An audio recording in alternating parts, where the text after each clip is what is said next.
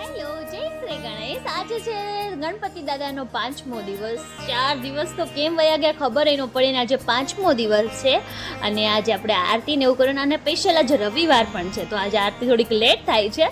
સો કાંઈ નહીં, અમારા ગટ્ટુભાઈ ઉઠી ગયા ને એની જ રાહ જોતા હતા આપણે. એ ઉઠી ગયો છે ને હવે જો ગણપતિ દાદાને કે રેડી હું કરી દઉં એવું કહે છે પણ આપણે ન કરવા દીધા.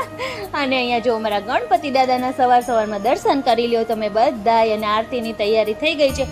પછી સન્ડે હતો તો પણ આજે દર્શન આરતીમાં નહોતા એટલે હું અને કુસુ બંને જ આરતીમાં હતા.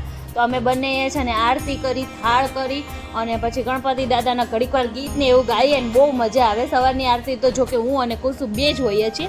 સવારની આરતીમાં તો બીજું કોઈ જોઈન થાય જ નહીં એકદમ. પછી બપોર પડી ગયા, બપોરે આજે રવિવાર હતો ને તો આજે દાદાને આપણે ઇડલી સાંભાર ને વડા ખવડાવ્યા છે કેમ કે રવિવાર સ્પેશિયલ.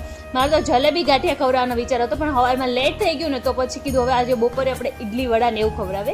અને પછી અમે નીકળી ગયા હતા ડભોળા જવા માટે કેમ કે આજે સન્ડે હતો, શનિવારે નહોતા ગયા તો કીધું આજે રવિવારે જઈએ. તો જો ગ્રીનરી એટલી જોઈને હું અહીંયા રીલ્સ બનાવવા ઊભી રહી ગઈ, તમે જોઈ શકો છો. અને આ રીલ્સ મારા યુટ્યુબ ચેનલમાં બી હશે, તમે જોઈ લેજો. અને આજે રવિવાર હતો ને તો અમારા ઘરે બહુ દર્શન કરવા બધા આવ્યા હતા એટલે બીજું તો કાંઈ આપણે ન.